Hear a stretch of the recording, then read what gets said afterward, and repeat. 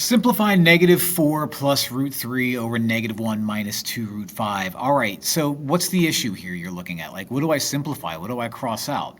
You're not crossing anything out. The issue is there's a square root on the bottom, okay? There's a square root in the denominator, and you're not allowed to have that. Now, in a previous problem, all I had was something that looked like this, right?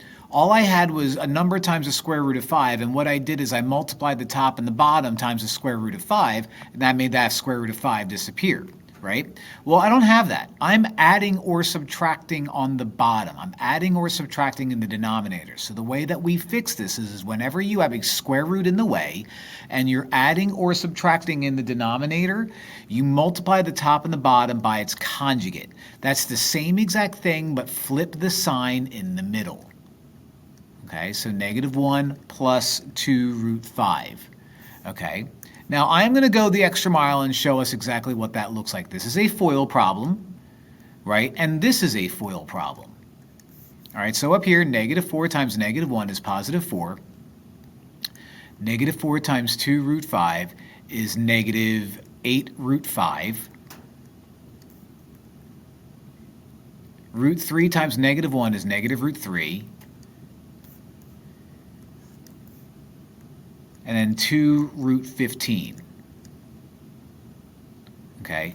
Up here, nothing simplifies. You can't do anything. The numerator is okay. But wait. Down here, I have negative 1 times negative 1, which is 1. I have negative 1 times a positive 2 root 5, which is negative 2 root 5. I have negative 2 root 5 times negative 1, which is positive 2 root 5. And I have negative 2 root 5 times positive 2 root 5, which is going to be negative. 2 times 2 is 4. And then root 5 times root 5 is root 25. Now, the reason why we multiplied by a conjugate is we created a difference of squares scenario. And always, the middles will cancel out. And so you're saying, okay, well, I see we just lost 2 of those square roots, but what about u? Well, u, the square root of 25, is just 5. So we get on the bottom 1 minus 4 times 5.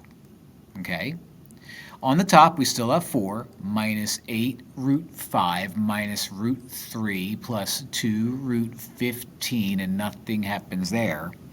But if we do a little bit of quick math, 4 times 5 is 20, and 1 minus 20 is negative 19. So let's throw the negative out here and put the negative regular 19 on the bottom.